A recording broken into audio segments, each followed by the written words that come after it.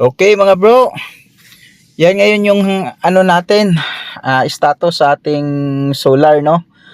Yan, mayroon tayong nakaano tayo ng 600 mahigit. Yan lang ang inaano ng ating inverter kasi nilimitahan ni limiter yan dahil ang load consumption ng bahay namin ay yan lang. Kung tingnan natin sa baba dyan sa 230, 8 watts to 7 watts na lang. So ibig sabihin mga bro, kapag nakalagay dyan ay 7 watts or 8 watts na lang, mayroon pa talagang ma-harvest si solar sa ating araw, no mga bro.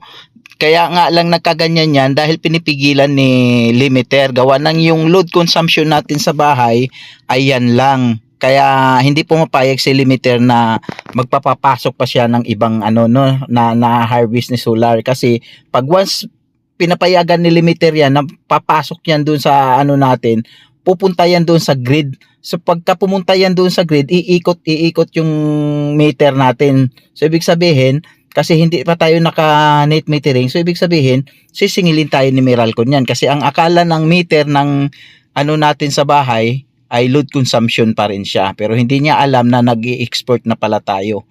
Ngayon, kung naka net metering na tayo, tanggalin na natin yung limiter na yan para lahat ng ma-harvest na solar papasok yan doon sa meter. Kasi yung meter na yun, nung net metering na yun, may kakayahan na siyang bumasa ng mga expert, no? Yung nung sobra sa ating load consumption. So yan lang mga bro ang kagandahan kapag mayroon tayong grid tie setup sa bahay. A few moments later. Okay mga bro, August 23, 12:30 ng tanghali, update sa ating grid tie solar setup, no?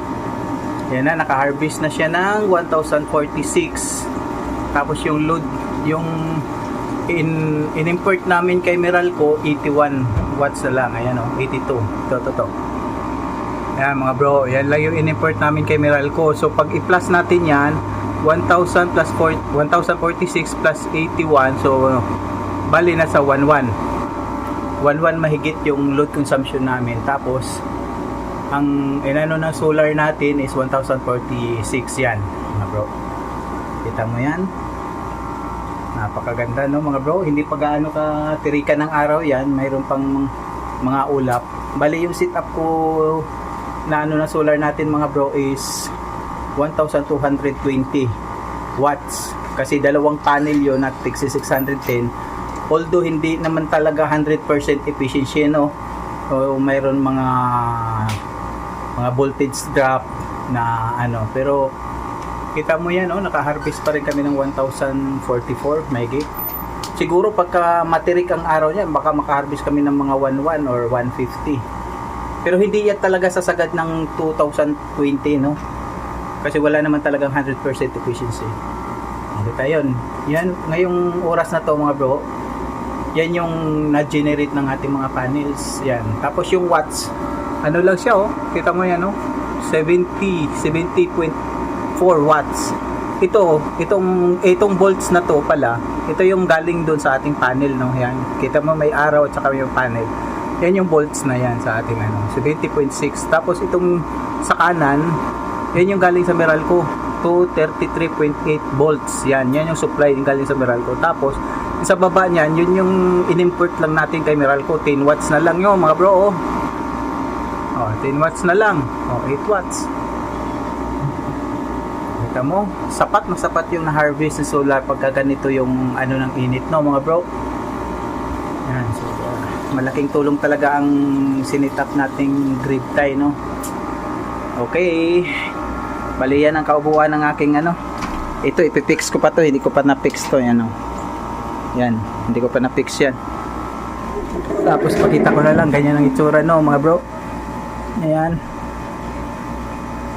Kung nakita nyo yung pula na yan, yung sa taas, yun, yung sa taas na yan, yun yung wire papuntang panel. Tapos yung pababa, yun yung galing sa inverter, tapos papunta doon sa ating ano, papunta sa ating breaker, DC breaker. Tapos yung galing sa taas, lumusot yan doon sa ilalim ng inverter, tapos papunta yan dito sa breaker din sa taas, sa in. Tapos yung sa baba, yan yung out, papuntang inverter. Yan lang mga bro.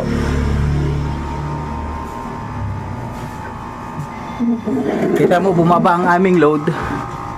Pinatay sa dalawang electric. Hindi umano yung tirik ng araw. Ang import na lang namin ay 140. Ayan. Umiinit na naman yan. Pabago-bago. 60 watts, 177. Depende yan sa init kasi mga bro.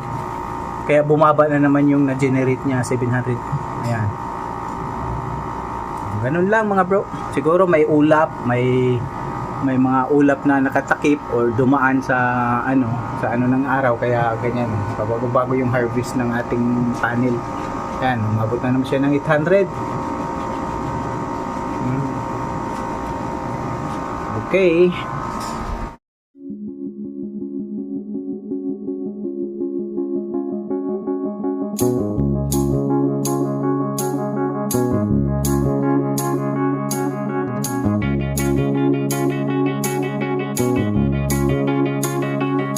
Find a real